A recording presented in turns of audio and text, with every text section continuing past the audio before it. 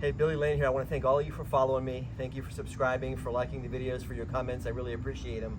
Welcome to Blow Part 2. I haven't done a video for Blow since November of 2020, and this is now July 2022, so it's been almost 2 years. That's how often I get to work on my own stuff. I'm going to put the link to the video from November of 2020 down below so you can go ahead and click and see how I started this bike. But hang around here for a few minutes and let me walk you through how I got the bike to this point. All right, this is the rear wheel that I'm gonna put on Blow. This is a vintage RC Comp imposter wheel. They made these in the 90s, maybe in the early 2000s, I'm not quite sure, but it's a vintage style of wheel. It's the kind of wheel that I loved in the 90s. A lot of guys are putting them on FXRs. They're using them on dragsters. You know, a lot of drag racing motorcycles are using the RC Comp imposter. Super light for its size and just a really, really cool look, but everything on Blow is gonna be 90s style. So, you know, that's my focus, is making sure that thing looks like it's got a lot of 90s parts on it. This is a Dunlop 180 55 ZR17. It's a 17-inch diameter tire, 180 millimeters wide.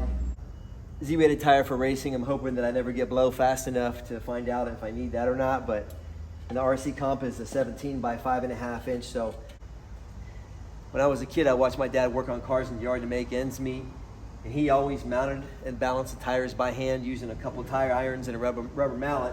So I got my tire irons and a rubber mallet that I've had since I started working on motorcycles back in the 80s. And I'm gonna go ahead and show you how I mount this the way he showed me how to do it in our yard. So here goes. First thing you do is you get your rotation right. The tire has a rotation and the rim has a rotation. So this is the right side that the brake would normally go on. I'm not running the brake over here, I'm running the brake on the other side. That's a whole nother story. I'll get that to you soon. But the tire rotates clockwise looking at it, the rim rotates clockwise looking at it. So what I always do is jam the rim in. That's how Dad showed me. You jam it in there like that, you flip it over, and you take the rubber mallet,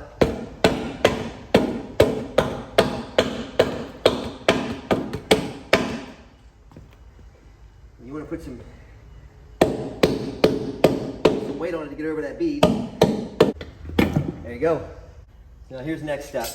I got the right side of the wheel over the bead already, and I got to get this left side over. So what I do is pull back on the rim and get an iron underneath of it and push down on my knee. And then I can start to kind of work the tire around a little bit with the mallet and get under it. And what you got to do is get your body weight on the tire here to get this tire down below the bead. And I'm going to use these things called rim savers, just so I don't scratch the rim up. But you put them on the lip of the rim, and then you put the tire iron over and pull. You see how the rim saver saves the rim there. It does exactly what its name says it's going to do. And I'm going to put another rim saver over here, and it's got a little string on it, just so you don't lose it inside the tire. As I get that tire around, you got to keep it down below the bead. So this side popped off, which is not a big deal. I'll go ahead and pull it over again. There you go. You can see I have it almost all the way on already. Again, like I told you, you got to walk around. And I'm just going to come right here next to this one, over that tire, over that over that rim saver. And the last one, I don't need a rim saver, I'll just be real careful. Pull it. Bam. That thing's mounted. Put some air pressure in it, see if it'll go up on the bead. See where that ridge of the tire is, and then it drops down. It's not on the bead down here, so I'm going to keep inflating it till it pops.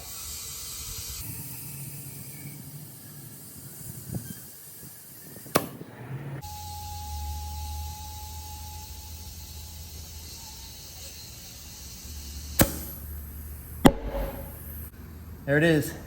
So there she is. There's my RC Comp with that Dunlop 180 on there. It's gonna look great on the back of the bike. I'm gonna get ready and load this thing up in there so you can see what it looks like. Now I'm gonna go ahead and unload this spoked Acrot wheel. I was using a lot of Acron stuff in the 90s. That's what I could afford. Really good stuff. But, and this one's a cool one. This one's a cool one with a vintage Arlen S hub. But what I really wanted in the 90s was that RC comp. And I'm at a point to where I can kind of afford it, so I'm gonna go ahead and put that in.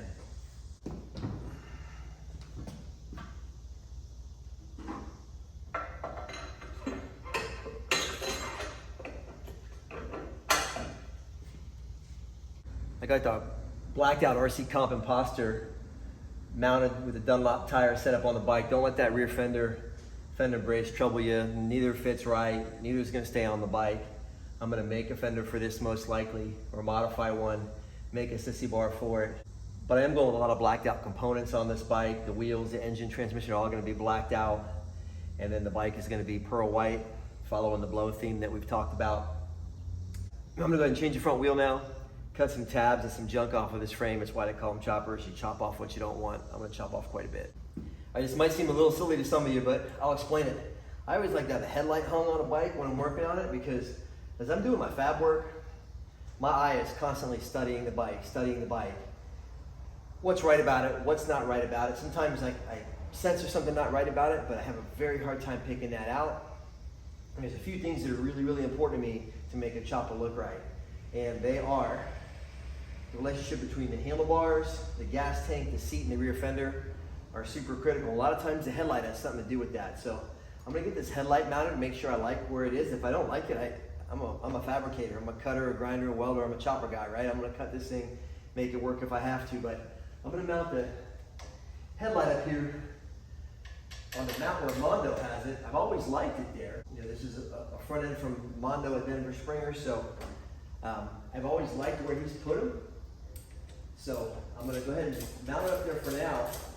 But as I work on this bike and look over its lines, how the lines of the bike flow over the headlight, because that's the first thing they hit, is the headlight. How they flow over the headlight and across the rest of the bike are gonna be super critical.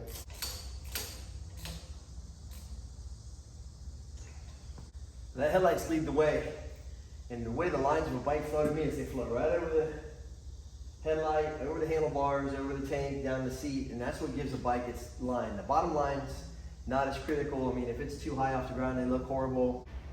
So anyhow, the top line's super critical for me, and I get the headlight on. Now as I do the rest of the work, I'll continue to look at that bike. I spend hours and hours looking at a bike as I fabricate it, and my eye starts to determine what goes where, how everything fits together. I don't have any formula I can give you. It's kind of an art that works inside my brain, but I get it right most of the time. That's one of the reasons I've been so successful at this for so long. And my eye seldom gets it wrong, and this is one of my methods. I just got a dummy axle in the front wheel right now. I just use a piece of 5/8 solid steel bar stock. A lot of times I take it apart, put it back together, take it apart, put it back together. So instead of fighting an axle in and out every time, I just use a dummy. And then when I'm really starting to get ready to fit everything and do my final assembly, I put the real axle in. So pull that Acron out. So I got my black wheel in here, spool hub. I'm gonna go ahead and put it in with some action spacer just so it's not flopping all over the place. And then, like I said, we'll go ahead and tighten all the spacing and everything up later.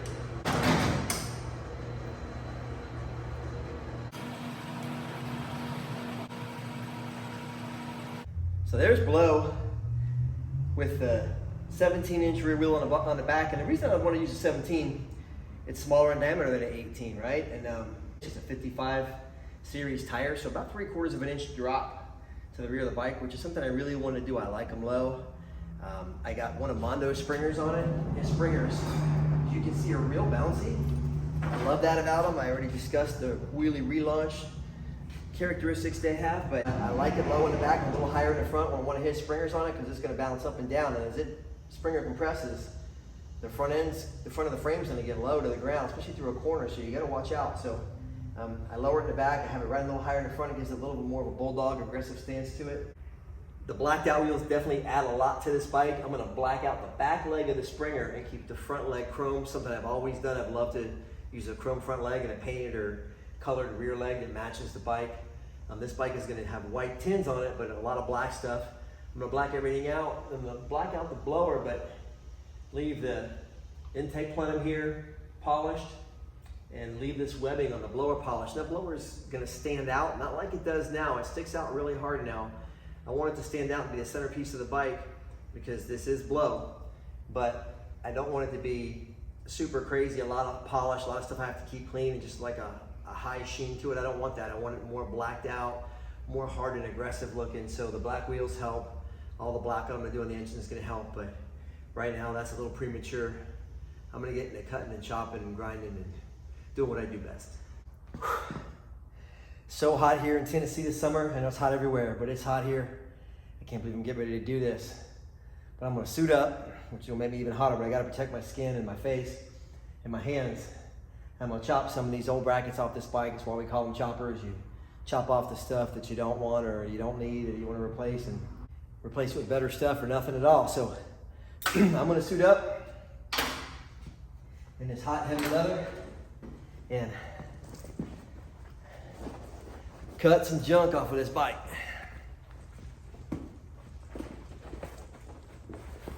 I'll be cutting with a 7-inch fiber cutting disc on an angle grinder. It's what we use at the end of the Larry Biker build-off.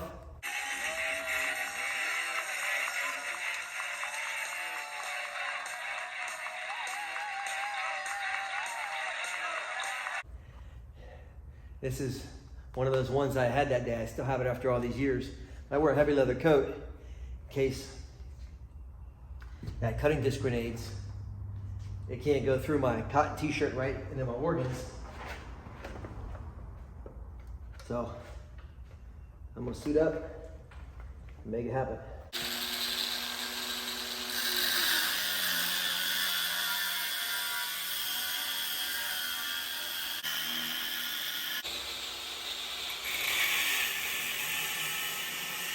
You can see I've cut all the way through here and here on the back piece. Now I'll just cut up in the front, I'll be good.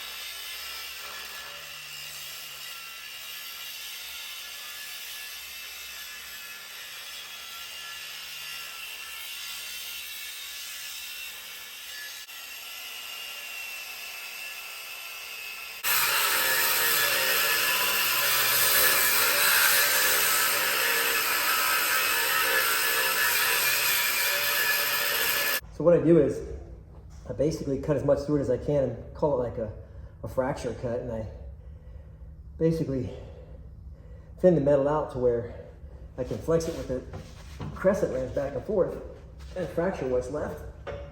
So instead of me having to cut all the way through there, yeah, that's the way it is. I'm gonna do so much chopping, but I'm gonna remove all this area. I'm gonna narrow this seat. I'm gonna show you how I do that and why I do it. A lot more to happen here, but just really starting to get some junk off this frame. Looks better already. So much of the fab work that has to go into one of these bikes has to kind of happen simultaneously. Like one of the last things I do is the exhaust pipes. I know kind of what I want to do with the pipes on this bike, but there's so many things that can get in the way of the pipes. Especially this because it has the big roots blower on the other side of the engine. So the pipes in this are going to be trickier than usual, but a lot of things have to happen simultaneously. But what I'm going to do now is set up the drive line. I'm going to put the belt drive on this bike. Blow has a 6-speed in it with a big front sprocket, which is great because I'm going to want to really ride this bike a lot on the highways take some long trips on it, and the 6-speed overdrive is going to be great for that. And then the big sprocket is going to be an extra to the overdrive. And then I don't have to worry about having the power to pull it because I got 100 plus horsepower supercharged engine to pull it. So I don't have to worry at all about, do I have too much gear here? Within reason, of course, but you know, this bike can pull so much more gear, torque and horsepower instant with a supercharger.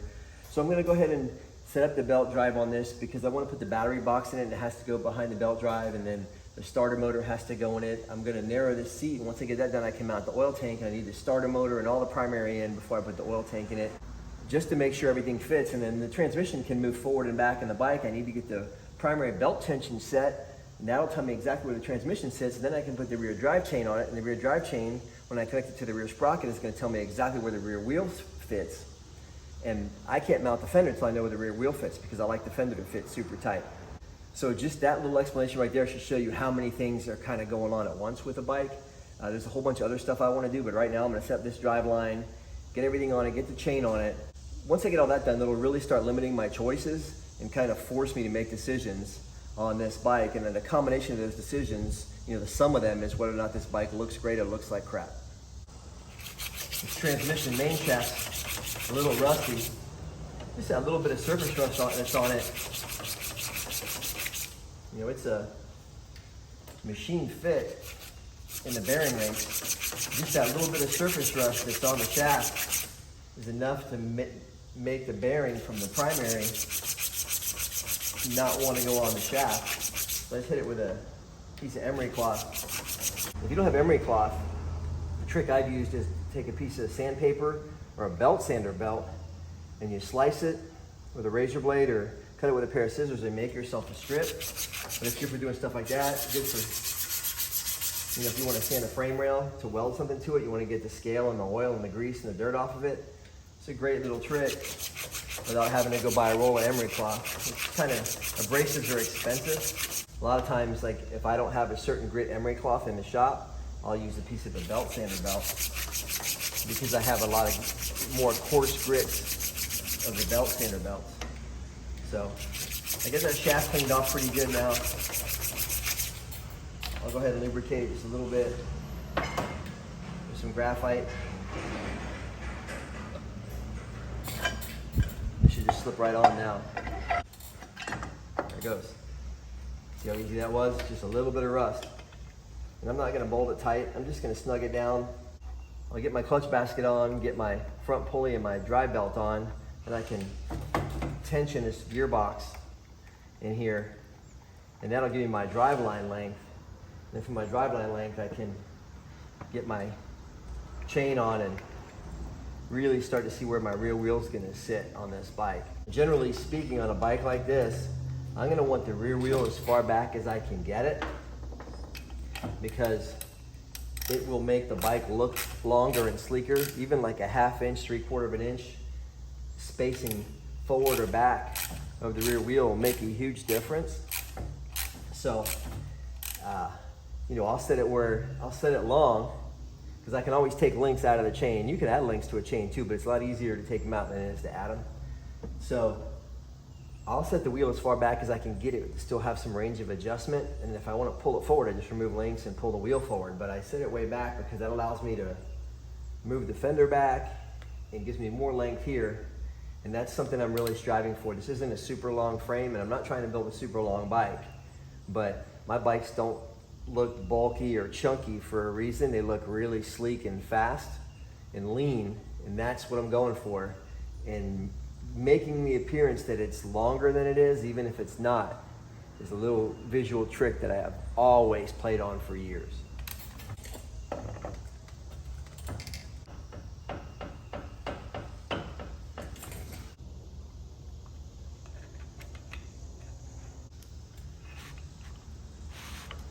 We got some offset from the engine to the transmission. The reason for it is the transmission's moved over in the frame from the center line, so the drive chain can clear a wider tire than stock. A couple ways to do that. You can move the engine over to keep it in alignment, or you leave the engine where it is and you use spacers. I'm not using spacers. One of the things I do is, this is a 2-inch belt drive. I use a 3-inch belt drive front pulley and knock that on. And that pulley since you're going from a 2-inch drive to a 3-inch front belt, gives you an inch of compensation. So when I line all this up, this is probably going to be a little too wide. I can machine this down to my lathe, and I'll probably make an outer bearing support for this like I have on blue, so that it can handle the torque of wheelies and burnouts and, you know, all kind of fun riding that I may decide I want to be doing. But anyhow, I've got the primary. You can see there's a little bit too much slack here. I'm going to move that transmission back, tighten it down, and that'll give me my drive line length. You can see already right there, I push it. Now you don't want it too tight. If it's too tight, it'll make the clutches drag, and they'll grab when you pull them and want to lurch at you when you're at a light. But I will move the transmission back just a hair, tighten it up, and then I'll get the sprocket on the rear wheel and the chain on, and have my drive line length fully set up.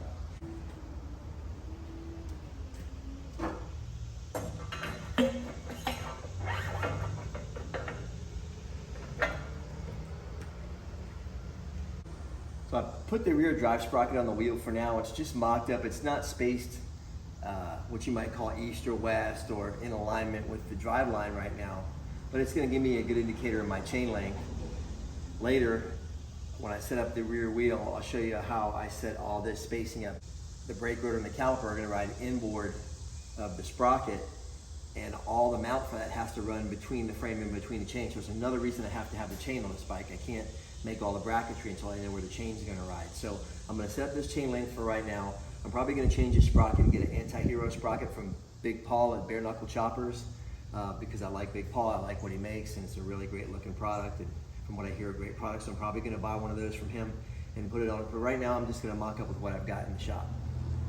Sure, everybody's got their own way of doing this. I got mine, but I'm going to put the chain on, show you how I get it in my easy way and cut it. So I always just put it on the back wheel.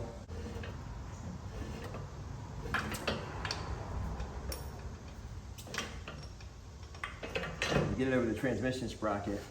Then I put the sprocket in gear, and I roll the clutch basket. And because it's in gear, it rolls the main drive gear, your drive sprocket over, and brings your chain through. So here it comes, and then I have a hook pick. I just pull through with that. Now you can switch it to neutral if you want, or just keep rolling the clutch, either way. But that's how I've always done it. It's an easy way, especially if you have a big primary, if you have a big aluminum primary or exhaust pipes in the way. A lot of those things make it harder to get in there than when you have an open belt drive like what I'm using. So you just roll that clutch, loosen your clutches and roll that clutch basket, and that feeds everything through for you.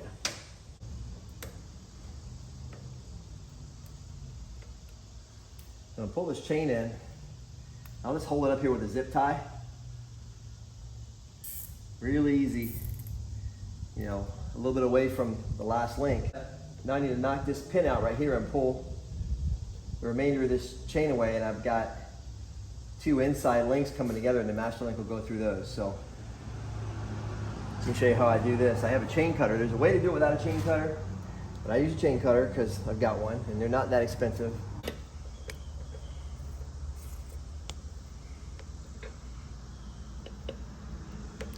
And you see it's starting to push that link out back there, pushing that pin through.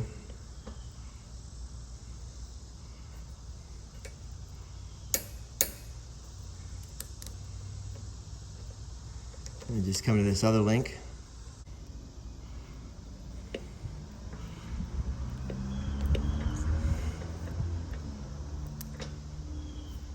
There you go. And because you got the teeth of the sprocket here to hold everything together, I use a pair of needle nose pliers, pull them together, and then put my master link in. And I don't tighten the master link down. Now this is going to come off here a half a dozen times before this bike is done. So I don't secure that master link until the very end, because I know I'm going to need to have this off so many times to check alignment, to weld stuff. So I just go ahead and put the master link on without the outer plate. There's your drive line set up, and as I mentioned, I've got the axle about as far back as it can go in the bike. It can go back a little more and get perfect tension on this chain, but I can always remove a link if I need to. But that gives me more length in here. This fender's gonna come off. I'm gonna move the fender back, do a bunch of little fabrication tricks. I'm gonna walk you through all that stuff so you know what I'm doing and how I do it and why my bikes look different. You look at my bikes and they look different from other bikes, and it's pretty hard to pinpoint why. But it's because I do these little things, and these little things really affect the way a bike looks. They affect proportion, they just affect the sleekness of them. So I'll walk you through every one of them. It's gonna take a few weeks to get all this work done, but stick with me and we'll do this together. Even though the whole transmission is gonna come apart to get powder coated gloss black, I'm gonna change the side cover. I've got a cool one I wanna put on it.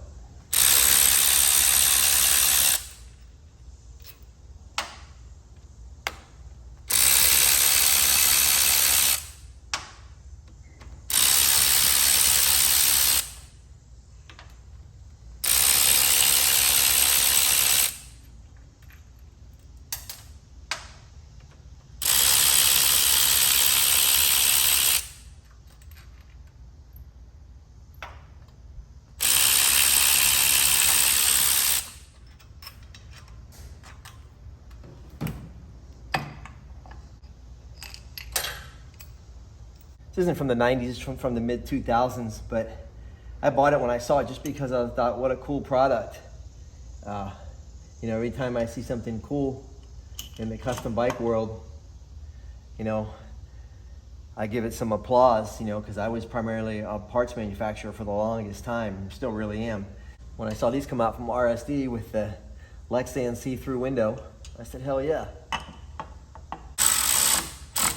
And that Roots Supercharger looks so mechanical.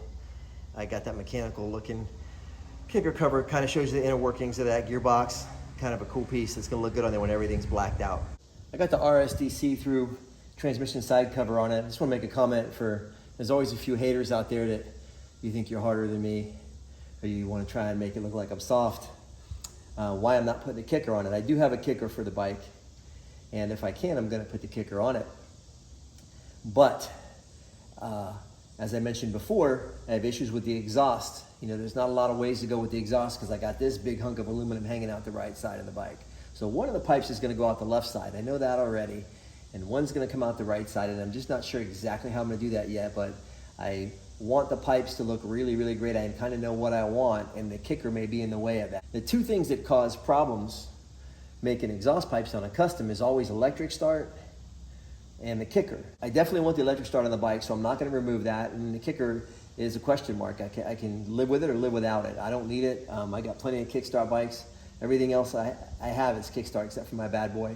So I'm definitely not scared to kick one, but that's why I put this on so far. I haven't put a kicker on it yet. If I can get the kicker on it and get the pipes the way I want it, I'm gonna have both. Nice little touch to add to blows. This is something I haven't done since 2006. The last biker build-off I did against Russell Mitchell. I put a little set of neck wings in the neck of the motorcycle that subsequently caught on fire.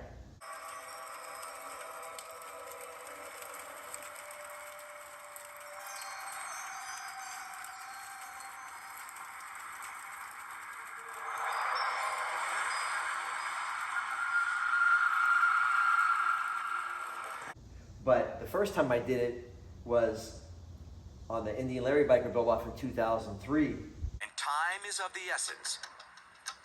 So what's in it for Larry? Real friendship and brotherhood is more important than like all the money and all the stuff. And I used a set of original 1937 Hudson Terraplane wings from a Terraplane hood emblem. I only had the wing section of it, but really rare vehicle, impossible to find those things. And so after I did that, I wanted to use more. I couldn't find any more, so I started making my own. So this is an old set that I have from the early 2000s. We probably haven't made any since prior to 2006, but they're machined out of billet aluminum. So they would flare out, but they basically would mount up in the neck area like this and fill this big space. I love the big space above the engine, but just a little something there to accent, a really nice touch. So I'm gonna go ahead and make the mount bracket for these wings. Let me show you how I flare these wings out on the roller. That's probably the last thing I'm gonna do on blow for today. Existing net gusset in the frame curves around. I'm gonna attach my wings right there, but I don't want it to be a smooth arc. I want it to come up a little bit. So what I'm gonna do is actually curve this, give this a hard curve up. I know it seems like a subtle little thing, but it's the kind of thing that makes a difference. And then I crank these wings down. Otherwise, I'd have to run them kind of at an angle like that. But I want to run them up like this. So I'm going to curve right up here. So I'm going to take a piece of manila paper. And this is basically going to be the extension I'm going to make here. I'm going to curve up real hard.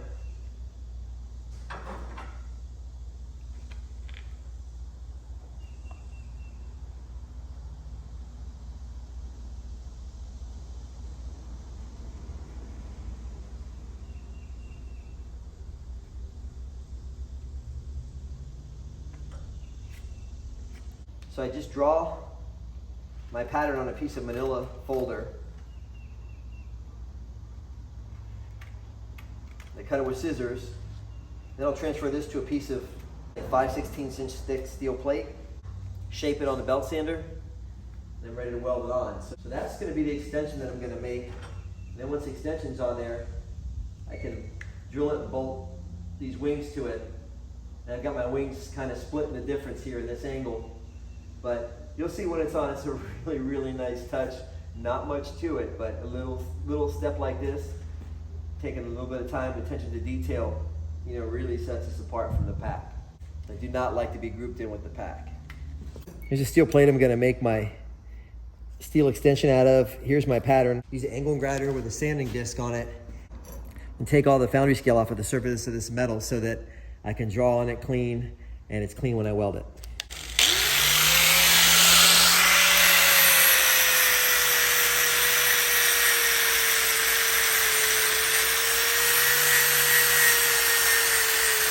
When I lay a piece out to fabricate it, there's a bunch of things you want to take into consideration. An interior cut like this is pretty hard to make. The more cutting you have to do, you know, the longer it takes, the harder it is. For a piece like this, there's a couple things to consider. This is going to be pretty hard for me to shape because the exterior shapes are real easy, but the interior ones are hard. So let me show you a real cool trick I do for that. I'm going to go ahead and trace this with my Sharpie. Right?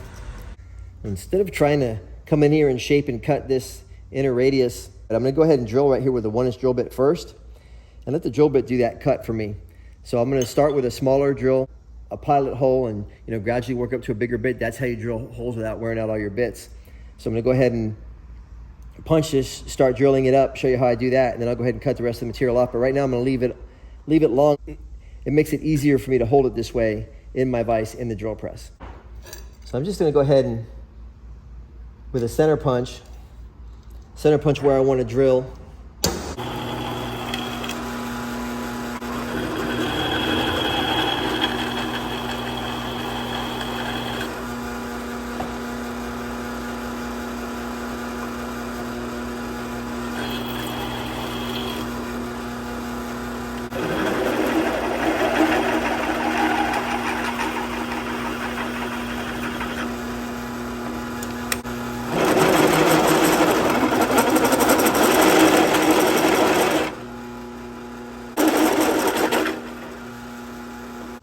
Here's my big bit.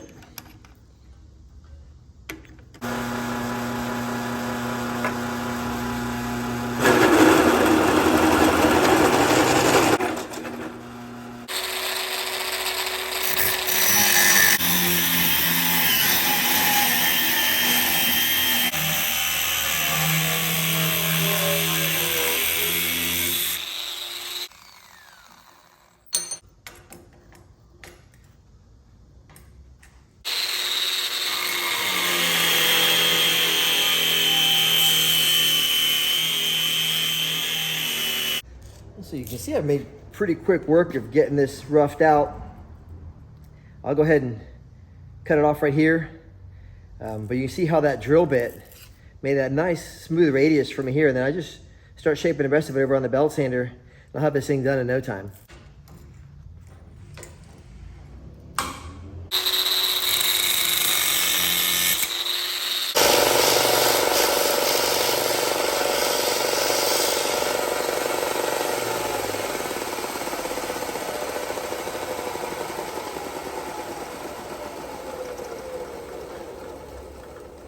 So I've been shaping here on the belt sander to match my pattern, and I'm really, really close.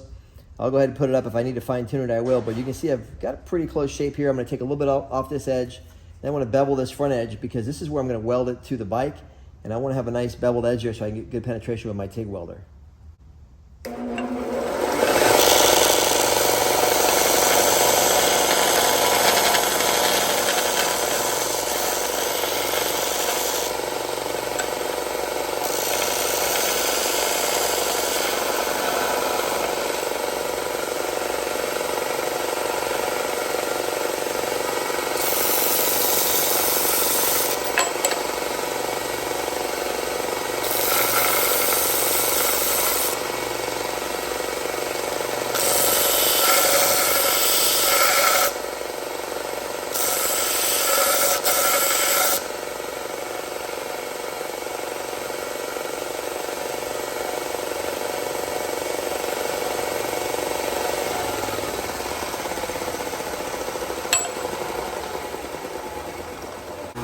Marked with a Sharpie where I need to trim it a little bit better to fit perfectly.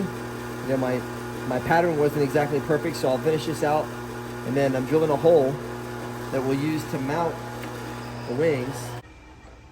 I'm real quick just going to trim this up in these couple little spots.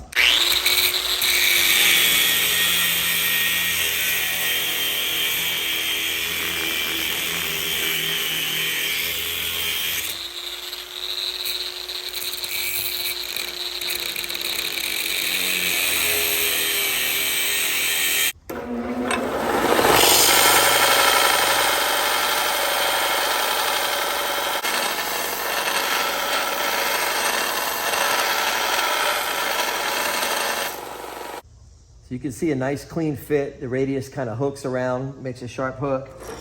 And then that wing is gonna go right there, just like I showed you before I made this extension. I'm just gonna clean this up for the weld. I'm gonna bring the Miller Dynasty TIG machine over here, TIG weld that in, and I'm done with this for the day.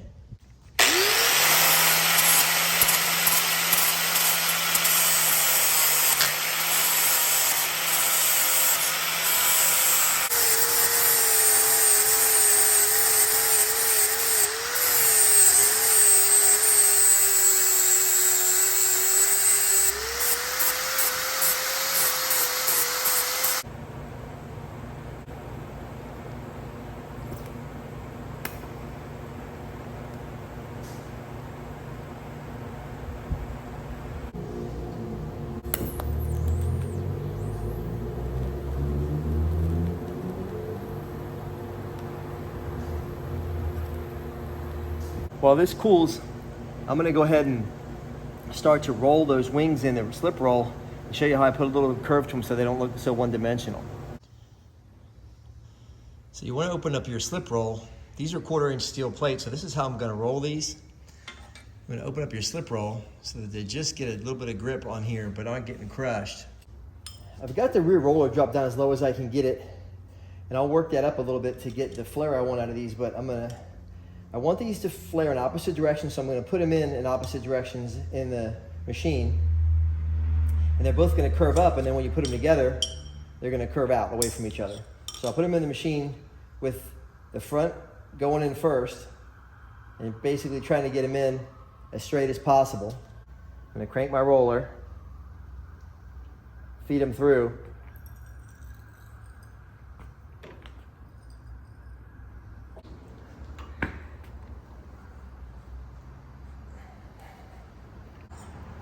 So there, you can already start to see that they're flaring apart from each other. This one flared more than that one did. It's because it's closer to the middle of the rollers and the rollers flex a little bit. I'm gonna go ahead and run them through again. Swap them into position this time.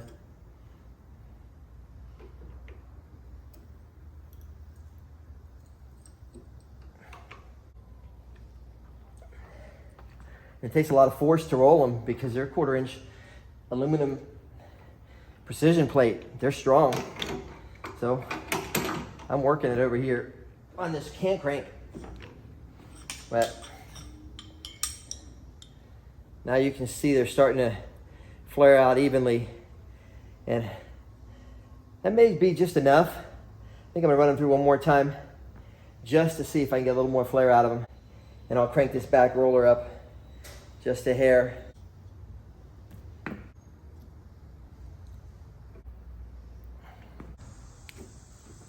You can see I got a good bit of flare out of both of them. They're pretty symmetric. I don't need a whole lot more than that. If I want more, I can always go back and run it through later, but I'm really happy with what I have now. I couldn't do it without Woodward Fab.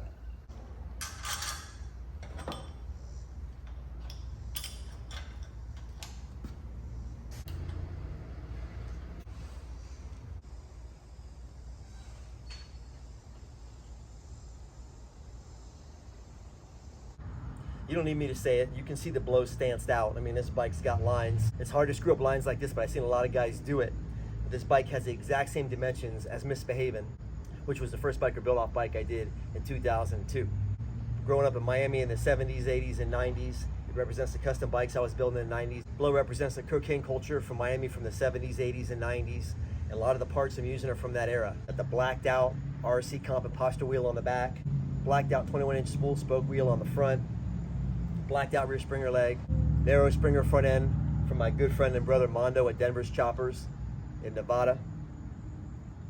And of course you got the heart of blow, the Roots Supercharger by Magnacharger. The Roots is what gives this thing its personality, its character, its name. Bam. Blow's looking good from both sides. Still a lot of details to go into this bike, but this is the basic skeleton of it. I mean, you got to start with a good foundation to build up from there. And that's certainly what I've done here. I'm gonna do so much work to this thing, put so many nice little detailed touches on it. You're gonna love it. I'm gonna love it. But it's pretty clear, a bike like this small, this compact, this light, with all that horsepower, lean, mean wheelie machine. I bought this bike as a running bike. It was hard to look at. I rode it when I first got it, but I didn't want anybody to see me on it because it was so hard to look at. But I can't wait to get it done and ride it and have people see me on it. And I'll see you out there on it.